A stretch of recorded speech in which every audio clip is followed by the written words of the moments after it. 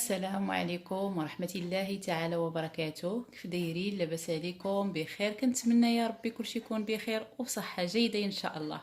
اليوم على بركة الله عندنا وصفات ديال الكحبة، ديال السعال، ديال ديك الحميات اللي داك الصداع وديك الحميات ديال الجهاز التنفسي. اليوم ان شاء الله عندنا وصفات مجربة وتعطي نتيجة ان شاء الله بحول الله.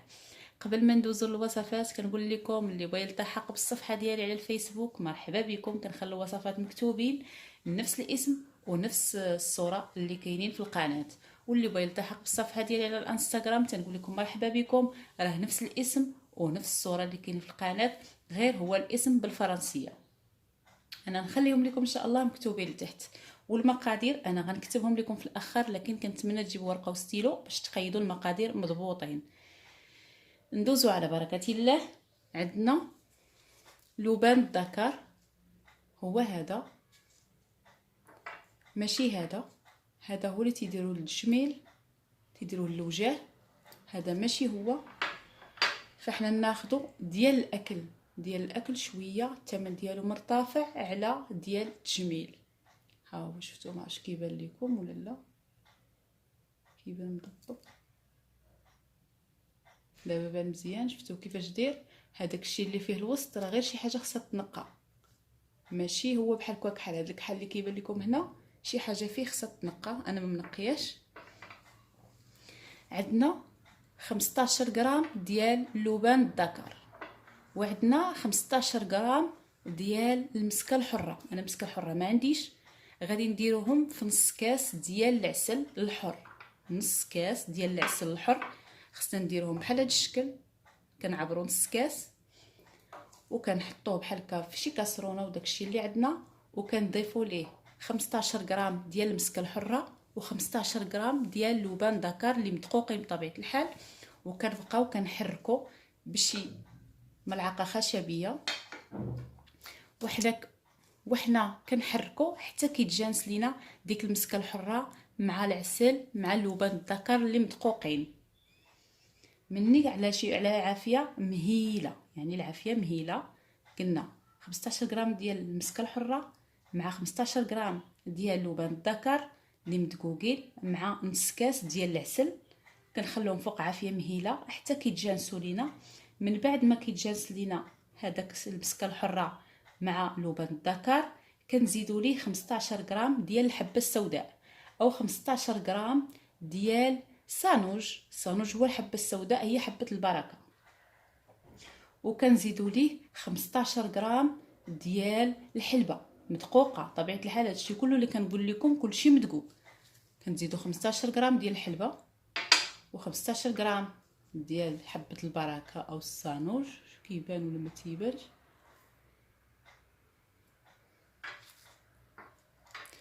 وكنزيدوا 15 غرام ديال الكوزه الغليظه او ديك اللي سميتها الجوز الطيب، جوز الطيب. كنزيدوا قلنا 15 غرام، كنديروا في الاول 15 غرام ديال المسكه الحره مع 15 غرام ديال لبان الذكر، كنخلطوهم مزيان من فوق نار حتى كيبان لنا داك العسل كيغلي، ولكن النار مهيله. كنضيفوا ليه 15 غرام ديال الحبه السوداء زائد 15 غرام ديال الحلبه اللي بطبيعه الحال كلشي مطحون، زائد 15 غرام ديال الكوزه الغليظه او ديك اللي سميتها جوز الطيب. عندك تجيبوا ديك الكوزه ديال الكوزه الصحراويه ولا ديك الكوزه الرقيقه راه كتقلب. وكنخلطوا هاد المقادير كلها فوق النار حتى كتخلط لينا مزيان. من بعد كنطفيو عليه النار وكنبداو كناخذوا منه معلقه كبيره مع الصباح من بعد الافطار ومعلقه كبيره قبل النوم حتى كتحسن الحاله ديالنا. كناخذوا معلقه كبيره من بعد الافطار بواحد نص ساعه ولا ساعه، ومعلقه كبيره مني تنبغي نعسو، يعني حتى كنتعشاو وكنساليو ونصليو مني كنبغي نعسو كناخذوا معلقه كبيره من هذا الخليط. كنبقاو نستمروا عليه حتى كتحسن الحاله ديالنا. حنا يعني غير كنبداو كناخذوه وغنحسوا بتحسن. ندوزو ان شاء الله للوصفه الثانيه. الوصفه الثانيه وهي العسل الاسود. العسل الاسود كاين ثلاثه الانواع. كاين ديال الدغموس كيكون اسود ماشي بزاف، يعني غير شويه نعدي ديال الدغموس ولكن ماشي اسود. كاين فيه واحد الماركه اللي اسود، وكاين عسل الزعتر حتى هو اسود، وكاين عسل قصب السكر حتى هو اسود. غناخدو العسل الاسود، وغادي ناخدو الثومه. يعني مثلا عندنا واحد نص كاس ديال العسل، حنا غناخدو واحد 6 ديال الفيصان ديال الثوم، وغادي نقطعوهم رقاق حتى كيكونوا لينا رقاق بزاف، وغادي نخلطوهم مع داك نص كاس ديال العسل، وغادي نخليوهم كيترقدوا 6 ديال الساعات. 6 ديال الساعات هو مرقد داك الثوم في العسل. من بعد كنجيو نخلطوه مزيان وكنصفيوه من دوك الطريفات ديال الثومه، وكناخدوه يعني ملي تنبغيو نعسو كناخدو واحد المعلقه من هاد العسل اللي مخلط مع الثومه. كنقدروا نعطيو منه حتى للاطفال، ولكن كنعطيوهم واحد نص معلقه صغيره، ما نعطيهمش معلقه كبيره. الناس اللي عندهم طونسيو هابط فيتجنبوا هاد العسل والثومه، لان الثومه كتهبط الطونسيو.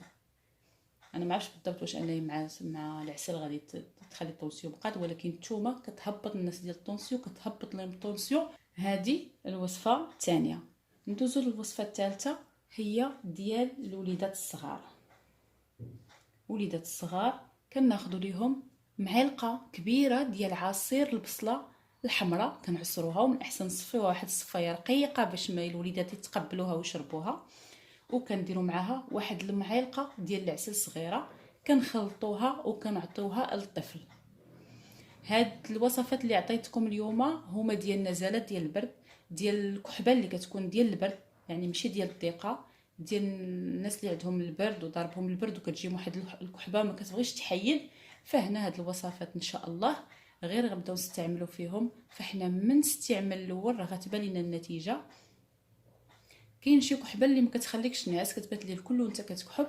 هاد الوصفات هادو غير كنبداو نستعملوهم وكتمشي لينا الكحبه، يعني ما كتبقاش، وحنا كنستمروا عليهم حتى كتحسن الصحه ديالنا. ماشي غير نستعملوها مثلا استعملتها في الليل صافي نعست مزيان الغدين صافي نحبس، لا، خصها تصفي لينا الصدر ديالنا، ويعني حتى يعني نولوا لاباس، مابقاش نحسوا كاع بمشكل عندنا في الصدر، مابقاش كنكحبوا او كنحبسوا. هاد الوصفه هاد الوصفه ديال اليوم كنتمنىها تعجبكم، وديروا اشتراك في القناه باش يوصلكم كل جديد ان شاء الله.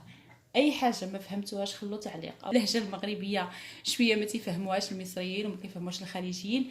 كنقول لكم اللي بغى استفسار او اي عشبه يعني نقلب عليه ونكتبها ونجيبها لك بالصوره ديالها، التحق بالفيس ديالي. انا ان شاء الله كنجاوب تما وكنحط بالاسماء وبالاعشاب. ومني كنمشي مثلا الا خرجت من البيت ديالي ومشيت عند العطار نصور اعشاب وكنصيفطهم يعني في الفيس. اما اليوتيوب فهو صعيب شويه انك تجاوبي على التعليق بصوره، ما كتقدرش تجاوب على التعليق بنفس الصوره. مثلا ملي كيسولني شي واحد على العشبه ما كنقدرش نجاوب بالتعليق بصوره باش نوريه الصوره. فاما الفيس فتما سهل عليا انني كنجيب ليه الصوره، او الا خرجت ومشيت عند ملي كنمشي عند العطار فانا كنصور لكم الصوره ديال العشبه باش انكم تمشوا للعشبه اللي هي مزيانه واللي هي يعني مذكوره في، يعني هي اللي غنخدموا بها، وهي اللي انا كاين اعشاب اللي شويه كاين شي واحد كتقول لي عطيني هاد العشبه كيعطيك عشبه اخرى. هاد الوصفات ان شاء الله كنتمنى تجربوهم وتبارطاجيوهم مع الاصدقاء والصديقات ديالكم. وشكرا لكم، والسلام عليكم ورحمه الله تعالى وبركاته.